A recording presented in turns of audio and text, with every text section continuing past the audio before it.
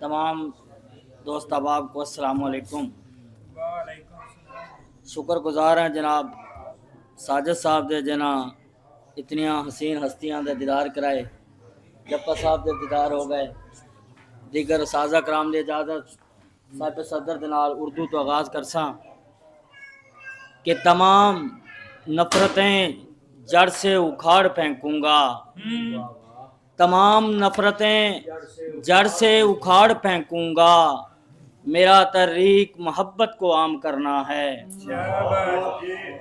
और इसी तरह और शेर देखिए कि उठाकर झोलियाँ ये सदाएं देती हैं, उठाकर झोलियाँ ये सदाएं देती हैं, सलामत रहे लाल मेरा दुआएं देती हैं। ज़माने में ना हो मिसाल जिसकी कोई, ऐसा प्यार तो सिर्फ माएँ देती हैं, ऐसा प्यार तो सिर्फ माएँ देती हैं। और शेर देखिए कि हो तेरा साथ मुयस्सर तो यकीन जान के फिर, हो तेरा साथ मुयस्सर तो यकीन जान के फिर, सारी दुनिया से अकेला ही मैं लड़ सकता हूँ। और एक दो और अशार देखिए कि फिर हुआ यूं दूरियां बढ़ने लगीं, उसकी भी मजबूरियां बढ़ने लगीं। फिर हुआ यूं दूरियां बढ़ने लगीं, उसकी भी मजबूरियां बढ़ने लगीं। दे चुके जब दिल उसे खैरात में, उसकी फिर मगरूरियां बढ़ने लगीं। और याद तुमको जो यार करते हैं, हम खिज़ां को बहार करते हैं। याद तुमको जो यार करते हैं, हम खिज़ां को बहार करते हैं।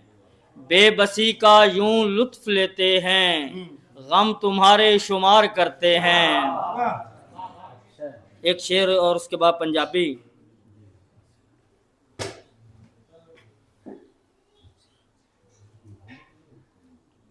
यही तो जिंदा दिली की मिसाल है भाई, यही तो जिंदा दिली की मिसाल है भाई।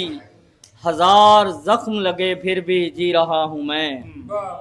और पंजाबी के कुछ अशार हैं कि घर विच जद भी कंध उसारी जावेगी, छुरी कलेजे विच उतारी जावेगी। घर विच जद भी कंध उसारी जावेगी, छुरी कलेजे विच उतारी जावेगी। वक्खो वक्ख भरावां एक दिन हो जाना, घर विच बैठी मां ते मारी जावेगी। घर विच बैठी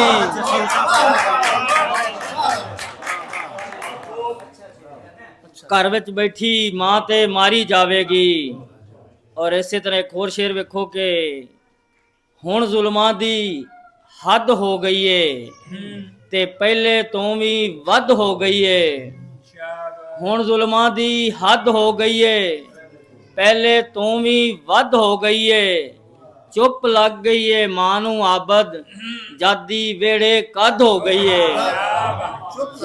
चुप लग गई है मां नू आबद, जादी वेड़े कद हो गई है।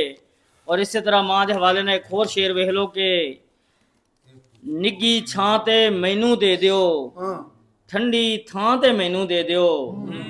ਨਿੱਗੀ ਛਾਂ ਤੇ ਮੈਨੂੰ ਦੇ ਦਿਓ, ਠੰਡੀ ਥਾਂ ਤੇ ਮੈਨੂੰ ਦੇ ਦਿਓ। ਸਾਰੀਆਂ ਸ਼ੈਵਾਂ ਸਾਂਭ ਕੇ ਰੱਖ ਲਓ, ਭਾਰੇ ਮਾਂ ਤੇ ਮੈਨੂੰ ਦੇ ਦਿਓ, ਭਾਰੇ ਮਾਂ ਤੇ ਮੈਨੂੰ ਦੇ ਦਿਓ। ਇਹ ਗਜ਼ਲ ਦੇ ਤਿੰਨ ਸ਼ੇਰ ਕੇ ਸੁਰ ਦੇ ਨਾਲ ਬਰਾਬਰ ਏ, ਹਰ ਇੱਕ ਤਾਲ ਬਰਾਬਰ ਏ। ਸੁਰ ਦੇ ਨਾਲ ਬਰਾਬਰ ਏ, ਹਰ ਇੱਕ ਤਾਲ ਬਰਾਬਰ ਏ। ਗੋਲਾ ਭਾਵੇਂ ਯੱਕਾ ਨਹੀਂ, ਚੱਲਦਾ ਚਾਲ ਬਰਾਬਰ ਏ।